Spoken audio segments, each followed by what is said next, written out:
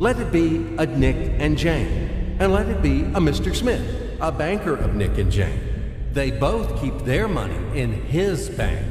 That's why we use the title Mr. Smith with respect. Nick really wants to buy, well, let's say Jane's bicycle, but he has no money. More precisely, he has money, but not enough, only $10, while Jane wants $100 for her precious bicycle. That's a problem. What should Nick do? Well, this bicycle is so desirable. He gives Jane his $10 as a deposit and asks plaintively not to sell the bike to anyone. He says that he will bring the rest of the money soon. At the same time, he runs to his bank, to the respected Mr. Smith, to get a loan for the missing $90. As ill luck, Mr. Smith has no money at this moment, but he knows perfectly about $10, which Nick gave to Jane. And where will Jane bring his money to? That's right. She will put these $10 in her lovely bank to the same Mr. Smith. Therefore, Mr. Smith asks Nick to come back tomorrow in the hope that tomorrow he will get these $10. And everything happens this way. The next day, Jane brings $10 to the bank. The bank provides Nick these $10 on credit. Nick immediately gives them to Jane. She again puts them in a bank. The bank again provides Nick these $10 on credit, etc. As long as Nick the fool will gather enough money for the bicycle. Don't you get confused yet? Be patient, I told you. These demons have been trying to confuse you during 1,000 years. These damn economists and financiers. But anyway, we will figure everything out. So what do we have in the end? Nick finally got the bike from Jane. Wow!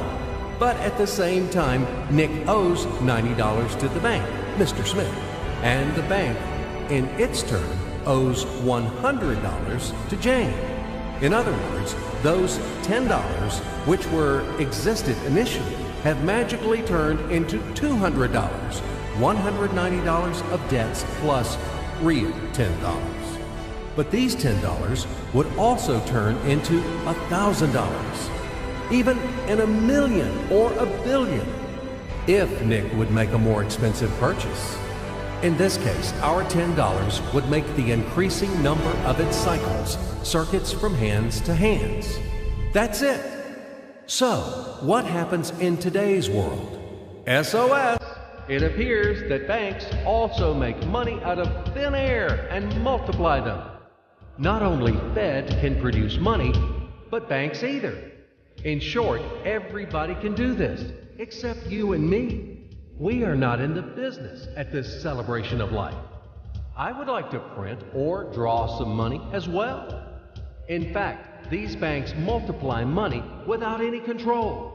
And we're still wondering why the banker lives better. What are naive fools are we? Now it is clear why.